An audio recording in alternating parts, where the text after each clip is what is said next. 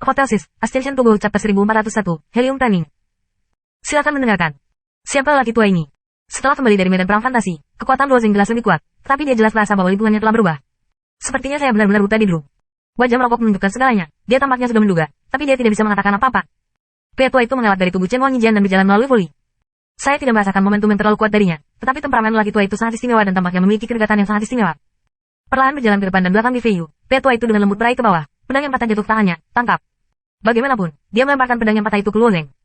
Cara mengangkat, Luozeng dengan enggan mengangkat tangannya. Tangannya telah menjadi sepasang pencopet, tapi juga daya tahan Luozeng luar biasa, bagi seseorang yang sudah pingsan saat ini.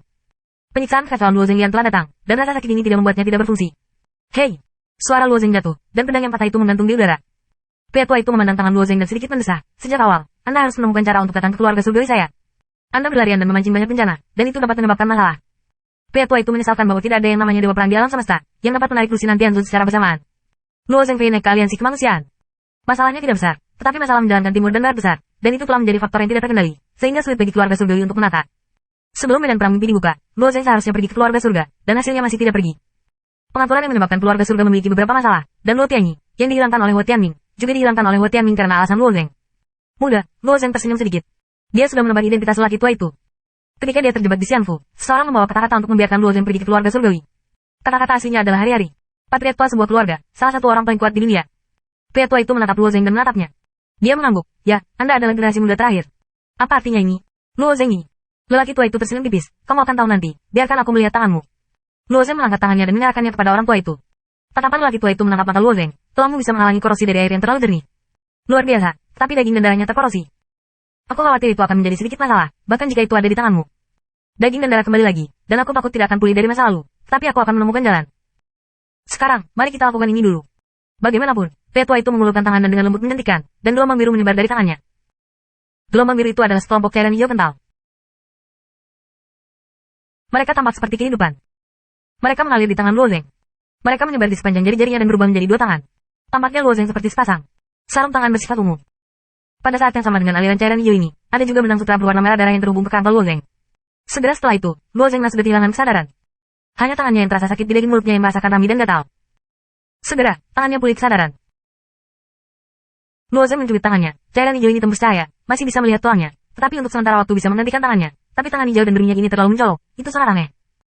Setelah membantu Luozeng hanya berurusan dengan luka itu, pria tua itu mengulurkan tangan dan pedang itu jatuh ke tangan Luozeng. Kali ini, Luozeng meraih pedang yang patah dan bertanya, untuk apa ini?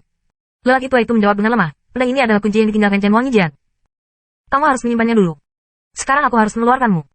Luozeng mengangguk, tetapi dia memiliki pertanyaan penuh. Tetapi sepertinya dia tidak mengajukan pertanyaan saat ini. Setidaknya dia harus memberikan makanan Fei Feiyu terlebih dahulu. Bagaimana cara berurusan dengan pria ini? Mata Luozeng bertemu dengan Di Feiyu, dan mata Luozeng memancarkan kemarahan yang hebat. Jika itu bukan karena penampilan lelaki tua itu, Luozeng hampir bisa membayangkan apa tujuannya. Dia dan perokok itu akan jatuh di sini. Lelaki tua itu melirik Fei Feiyu dengan tatapan samar. Badut saja, biarkan dia tinggal di sini, katanya. Dan dia membuka ikatan siklek heksagonal merokok dengan jari, dan bagian depan muncul entah dari mana sebuah celah ruang. Bau asap sudah sangat buruk. Meskipun tidak bisa dilihat dari tubuh roh pedang, Luozeng bisa merasakan tolahan asap. Setelah roh pedang dikalahkan berkali-kali, itu juga akan hancur, belum lagi jiwa yang merokok. Pada saat ini, saya tidak ingin mengatakan apapun selain asap. Saya hanya menyapa lelaki tua itu dan mengubahnya menjadi lampu merah kecil dan masuk ke tubuh Luozeng. Melihat bahwa orang tua itu akan memasuki celah pertama, Luozeng mengacu pada tubuh Chen Wangijian. Bagaimana ini ditangani? Lelaki tua itu melirik ke arahnya, itu hanya kurus dari Lao Chen. Dia harus mengandalkan hari ini. Karena dia tidak memberitahunya, dia harus duduk di sana. Kalimat ini Luozeng tidak memiliki pikiran, tapi Di Feiyu tiba-tiba berubah pucat, dan menghitung hari ini. Mendengarkan makna orang tua itu, pemilik Zuo Mama telah lama tahu bagaimana dia akan lakukan.